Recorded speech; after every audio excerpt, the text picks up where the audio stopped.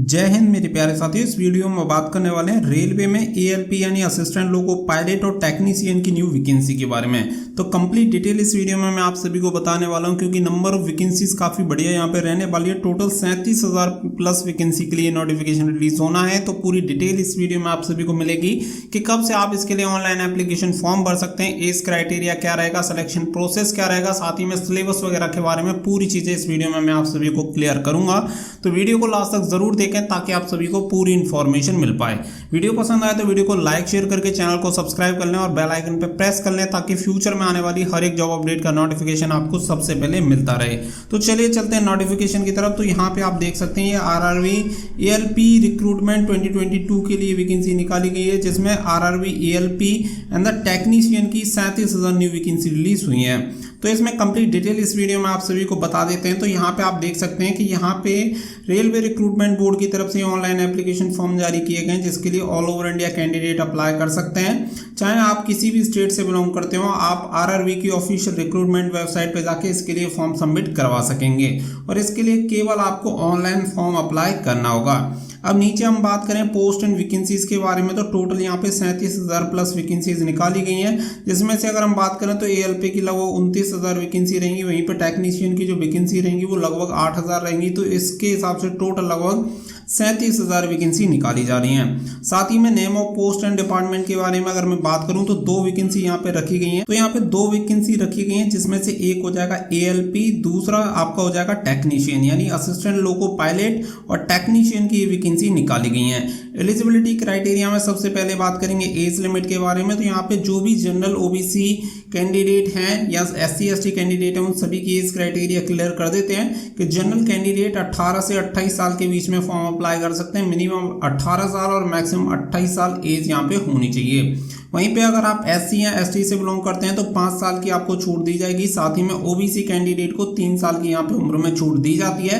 तो इसके अकॉर्डिंग आप फॉर्म अप्लाई कर सकते हैं और जो आपकी उम्र की गणना होगी वो लास्ट डेट से आपकी उम्र की गणना की जाएगी।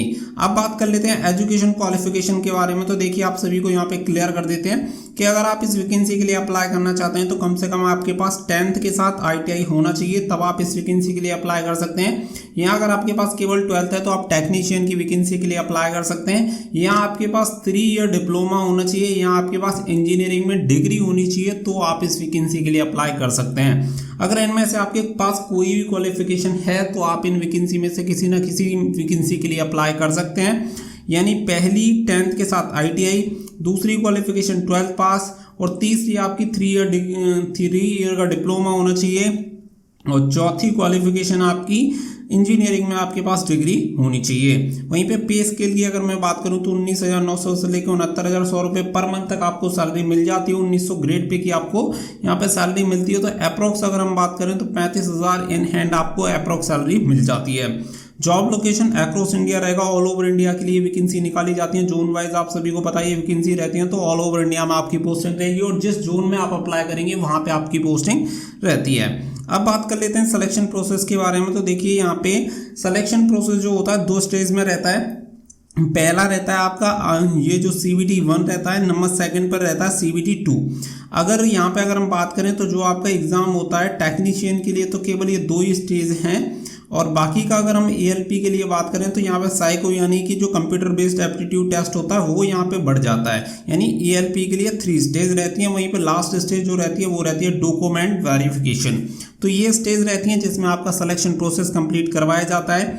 अब अगर मैं बात करूं CBT 1 एग्जाम सिलेबस के बारे में तो देखिए आप सभी को बता दें कि दोनों के लिए ये कंपलसरी रखा गया और केवल क्वालिफाइंग यानी एक तरह से कह सकते हैं स्क्रीनिंग एग्जाम होता है, जिसमें कि कैंडिडेट को केवल स्क्रीनिंग के लिए रखा जाता है। इस पर मेरिट नहीं बनती। मेरिट जो बनती है आपकी मेन जो CBT 2 होता है उस पर आपकी मेरिट बनती है। तो स्क्रीनिंग के लिए रखा जाता है। इसमें टोटल 4 सब्जेक्ट आपके होते हैं।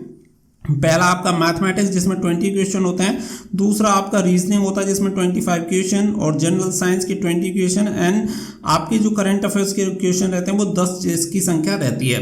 टोटल मिला के 75 क्वेश्चन पूछे जाते हैं और ये 60 मिनट का आपका पेपर होता है, जिसके लिए 1/3 की आपकी नेगेटिव मार्किंग भी रहती है।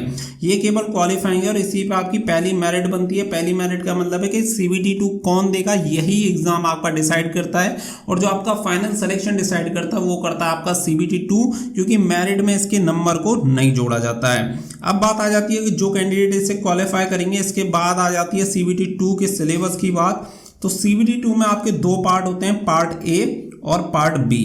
अब पार्ट ए और पार्ट बी यहाँ पे समझ लेते हैं। तो आप सभी को बता दें कि ये पेपर जो आपका रहता है, ये रहता है आपका 100 क्वेश्चन का, और इसके लिए आपको 90 मिनट्स यहाँ पे दिए जाते हैं। सेम यहाँ पे 1/3 की नेगेटिव मार्किंग आपकी रखी जाती है, जो कि आप यहाँ पे देख सकते हैं। अब बात करें यहाँ पे सब्जेक्ट की, तो मैथमेटिक्स के 25 और आपके रीजनिंग के 25 एंड साथ ही में आपकी बेसिक साइंस एंड इंजीनियरिंग से जो आते हैं टोटल 40 क्वेश्चन होते हैं। साथ ही में आपके करंट अफेयर्स के 10 क्वेश्चन पूछे जाते हैं। इस तरीके से टोटल नंबर ऑफ क्वेश्चन हो जाते हैं 100, जिसके लिए 100 मार्क्स आपको दिए जाते हैं। 1/3 की आपकी नेगेटिव मार्किंग रखी जाती है। जब ये पेपर आप क्वालिफाई कर लेते हैं, इसके बाद एक और पेपर होता है, क्वालिफाई से कोई मतलब नहीं है, सेम डे आपके ये दोनों सेक्शन जो रहते हैं सेम डे आपके होते हैं, यानी सेक्शन ए और सेक्शन बी। CBT2 में दो सेक्शन है, दो पार्ट हैं, ए और बी, और पार्ट बी जो आपका रहता है वो रहता है 75 क्वेश्चन का, जिसके लिए 60 मिनट यानी कि 1 आवर आपको दिया जाता है, 1 घंटा यहाँ पे आपको दिया जाता है। और ये होता है आपका ट्रेड के लिए, यानी कि जिस ट्रेड में आपने अप्लाई किया उस ट्रेड से रिलेटेड यहाँ पे क्वेश्चन पूछे जाते हैं। वहीं पे अगर मैं क्वालिफाइंग मार्क्स की अगर देखिए बात करूं, तो टेक्नीशियन के लिए अगर आपने अप्लाई किया है तो 35% मार्क्स लाना कंपलसरी है, क्योंकि ये क्वालिफाइंग होता है, इसके भी मेरिट में नंबर ऐड नहीं होते। वहीं पे अगर आपने ALP के लिए अप्लाई किया तो मिनिमम आपके 42 मार्क्स इसमें आने चाहिए, तभी आप क्वालिफाई करते हैं डॉक्यूमेंट वेरिफिकेशन के लिए। और साइको जो आपका होता है साइको टेस्ट के लिए, क्योंकि जो साइको होता है नंबर 3 जो एग्जाम होगा वो केवल ALP के लिए रहता है, और जब आप इस एग्जाम को क्वालिफाई कर लेते हैं तो टेक्नीशियन में जो होता है सीधा डॉक्यूमेंट वेरिफिकेशन पे आप पहुंच जाते हैं।